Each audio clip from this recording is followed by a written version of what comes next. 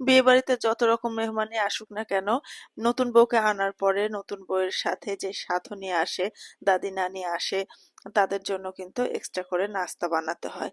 তো এইখানে ভোর সকালে উঠে কিছু লুচি বানানো হচ্ছিল। এই লুচিগুলো খাওয়ার পরে, লুচি সেমাই মিষ্টি এগুলা খাওয়ার পরে আবার কিন্তু ভাত খাওয়া হবে বা অন্য কোনো খাবার, ভারী খাবার খাওয়া হবে। তো ভোর সকাল সকাল আমার আম্মু কিছু লুচি বানিয়ে দিচ্ছিল আর মিষ্টি এখানে লুচিগুলোকে সুন্দরভাবে ভেজে নিচ্ছিল। কারণ বিয়ে বাড়িতে যে খিচুড়ি বা ভাত যাই রান্না করা হোক না কেন সকালে, সেই খাবারটা কিন্তু অনেক মানুষের জন্য অনেক বেশি পরিমাণে বানানো হয়।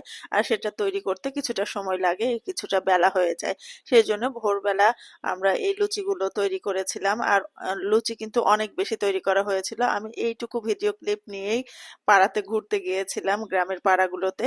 সেজন্য আর ভিডিও করতে পারিনি। তারপরে এসে আমিও লিচি খেয়েছি। এদিকে গ্রামে যাব আর গ্রামের সব রকম আনন্দ মজা করব না তা তো হয় না। আমার ছেলেমেয়েরা তো আনন্দ করছে, তার সাথে আমিও তাদেরকে একটু সঙ্গ দিচ্ছিলাম।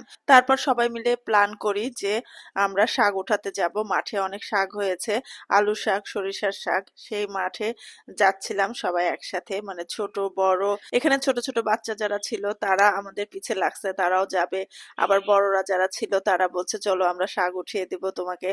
মানে সবাই আমাকে পেয়ে খুব খুশি। আর সবাই একদম একসাথে শাক তুলতে যাওয়ার মানে আলাদাই একটা মজা। তো এই মাঠগুলোতে কিন্তু প্রধানত ধান হয়। এই মাঠগুলোতে মেইন ফসল হচ্ছে ধান।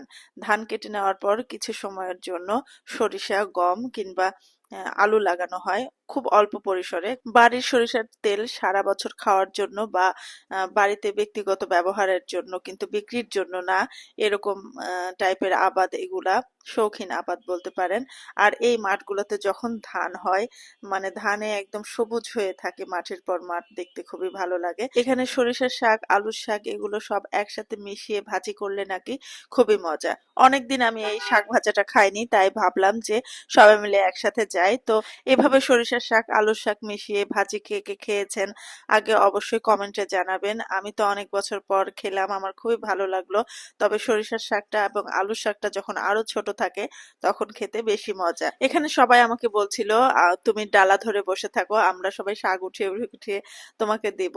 তো আমারও খুব উঠাতে মন চাচ্ছিল শাক, তো আমি একটু অল্প অল্প শাক উঠিয়েছি। কারণ আমি উঠাইতে গেলে আবার সরিষার কোনো ক্ষতি হবে না, আলুর কোনো ক্ষতি হবে বুঝতে পারতেছিলাম না।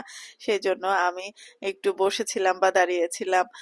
আর ওনারা সবাই উঠায় উঠায় আমার ডালায় নিয়ে এসে দিচ্ছিল। আর ছোট বাচ্চারা যারা যারা গিয়েছে তারা কিন্তু সরিষার শাক কিংবা আলুর শাক তোলা বাদ দিয়ে সরিষার ফুল পেয়ে সব ফুলগুলো তোলা শুরু করেছে। আমি আবার নিষেধ করছিলাম যে না, ফসলের ক্ষতি হবে, তোমরা উঠে না, এখান থেকে যতটুকু পারবো পাতা নিয়ে যেয়ে ভাজি করে খাবো। মাঠে শাক উঠাতে এসেছি আর শাক না উঠায় এমনি এমনি চলে গেলে তো হবে না। তো সামান্য একটু আলুর পাতা আমি ছিঁড়ে ছিঁড়ে নিচ্ছিলাম। এই যে আমি কিছু আলুর পাতা সংগ্রহ করলাম। তারপরে এক ঝুড়ি আলুর পাতা আর সরিষার পাতা সংগ্রহ করে আমরা এখন বাড়ির দিকে রওনা দিয়েছি। আর বাসায় এসে সবাই মিলে, গ্রামের বাড়িতে কিন্তু কাজের মানে কোনো সমস্যা হয় না। যে কোনো কাজ সবাই মানে একযোগে করার চেষ্টা করে, সবাই একসাথে একজোট হয়ে করার চেষ্টা করে।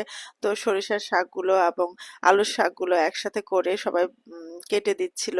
কেটে আর বিয়ে বাড়িতে অন্যান্য রান্না যেগুলো হবে সেগুলো রান্না বান্নার জন্য প্রস্তুতি নিচ্ছিল। তো সরিষার শাক আর আলুর শাক ধুয়ে সব কেটে বেছে ধুয়ে আমাকে রেডি করে দিয়েছিল। আমি ভাবলাম যে এই রান্নাটা আমি নিজেই করব। সবাই আমাকে বলছিল তোমার গ্যাসের চুলায় রান্না করা অভ্যাস, গ্যাসের চুলায় রান্না করো, মাটির চুলায় রান্না করতে পারবে না। তো আমি কারো কথা শুনিনি, আমি বলেছি যে না, গ্রামে যখন এসেছি আমি মাটির চুলায় রান্না করব। গ্রামে গিয়ে গ্যাসের চুলায় রান্না করলে হয় বলেন?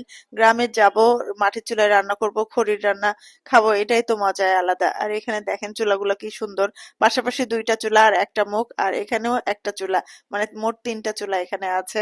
আর এরকম চুলাতে আমার রান্না করতে খুবই ভালো লাগে। আমি একটু ঝাল ঝাল করে শাক ভাজিটা করেছিলাম, সবাই অনেক ভালো বলেছে, খেতে নাকি বেশ ভালোই হয়েছে, আমারও ভালো লেগেছিল। গ্রামের এই শাক তোলা এবং শাক ভাজি করা এই দৃশ্যগুলো বা এই ভিডিওগুলো খুবই ভালো লাগে আমার, তাই আমিও একটা এরকম ভিডিও বানিয়ে নিলাম। কেমন লাগলো আপনাদের অবশ্যই কমেন্টে জানাবেন। আজকের মতো বিদায় নিচ্ছি, আল্লাহ হাফেজ।